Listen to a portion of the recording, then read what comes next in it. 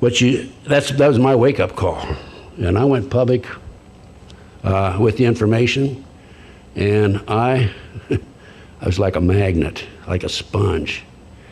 People came from all walks of life throughout the United States telling me about the satanic cult movement in this country. People from the West and the East and the South, and I'm still receiving these phone calls. One day I had 900 emails, so if you send me an email and I don't answer, you'll understand why, okay? There's tremendous demands on me because there are so many victims out there. These people are victims of a covert, illegal, rogue U.S. government criminal enterprise. Okay. You have to understand, 27 plus years in the FBI, me. I was very proud of this in my day, okay? However, it was only until I got out that I realized there was this undercurrent, rogue, illegal criminal enterprise operating in this country. There's two elements in the government, overt, covert. I was an overt operator. I was the guy that went to the bank robbery. I did everything, okay, in my day. Bank robberies, kidnappings, extortions. I negotiated with two terrorists, Philadelphia International Airport, July 12, 1972, for the successful release of 113 passengers on an airplane. I picked up a 10 most wanted. I ran the whole gamut. Worked counter-espionage in New York City. And I was very active against the Black Panthers in New Haven. I was number 2 man there in charge of anti-terrorism, espionage, and so forth back in the late 60s, Vietnam days, and so forth. And I recently had an opportunity to prepare a report for the U.S. Senate Intelligence Committee. I was asked to prepare this. And I wrote it in 12 days, as a matter of fact. It's being typed as we speak. And I'm going to read my introduction to you, which I think tells the whole story about what's going on. Here's what I said in the introduction of this report. I don't know where it's going to go. I don't know if anybody's going to do anything about it. Hopefully they will.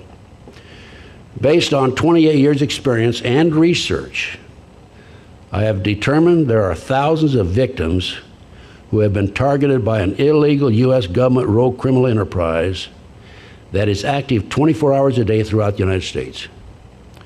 A network of victims who work with me have reached the same conclusion based on 1, their personal experience. These are the people who have come to me. 2, the significant number of victims, thousands of them.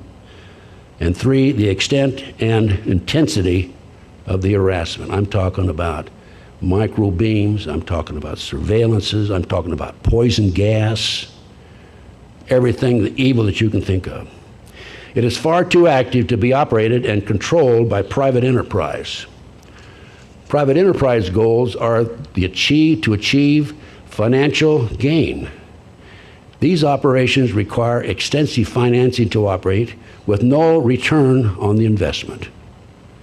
I believe these programs are financed through illegal black operations, i.e. drugs, prostitution, gambling, kidnapped children who are auctioned off as sex slaves, used as human sacrifices and body parts. I have documentation of every one of those. Absolute proof in my reports. By the way, this is a report. Speaking of my reports, this is a booklet I put together that lists, and it's also on my website, tedgunderson.com, lists my research. What I'm telling you today is written up in reports and documented. I believe this well-organized, sophisticated operation has a central command located somewhere in the United States with multiple satellite offices scattered throughout the country. This criminal enterprise by this rogue element targets an individual. It is necessary in order to target them, they 1, identify the individual, 2, outline the reason the victim is targeted, and 3, document and identify the weapons and tactics being directed against him or her. So I will do that in this lecture that I'm giving right here today. When I first started out, after the McDonald case, I received some phone calls The FBI was here talking to me about you. I filed a Freedom of Information request. I learned